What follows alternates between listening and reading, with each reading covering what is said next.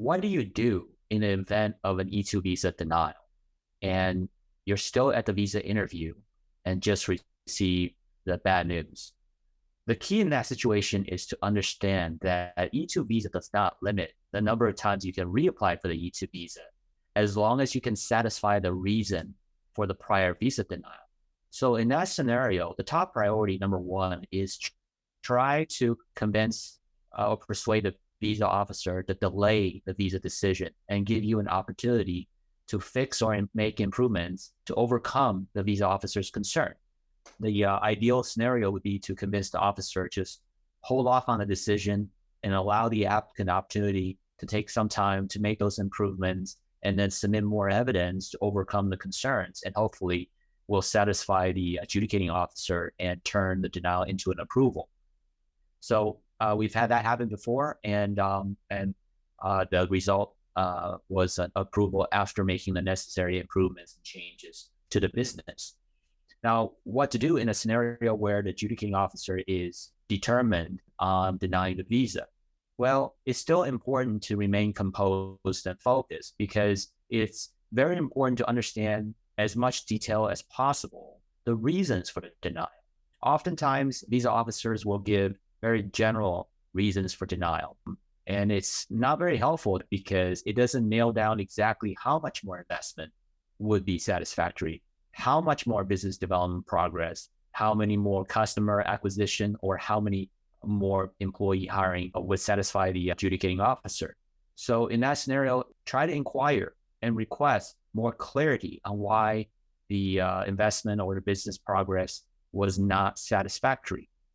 And sometimes it may be necessary to give examples, because a lot of times adjudicating officers are reluctant to give specificity.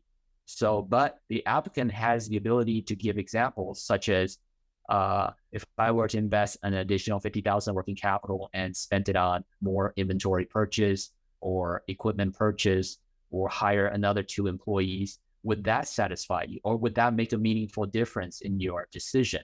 Otherwise, it's just completely ambiguous, unlimited. If you come away from the interview with lack of clarity on exactly why the adjudicating officer wasn't satisfied, then it becomes like a guessing game. There's different recourses available. If the E-2 applicant is applying with the U.S. consulate or U.S. embassy abroad, the consular visa decisions are not appealable. So you can't appeal the consular officer's decision. There is a limited possibility of requesting a review of a consular decision with the State Department headquarters called Visa Office in Washington, D.C.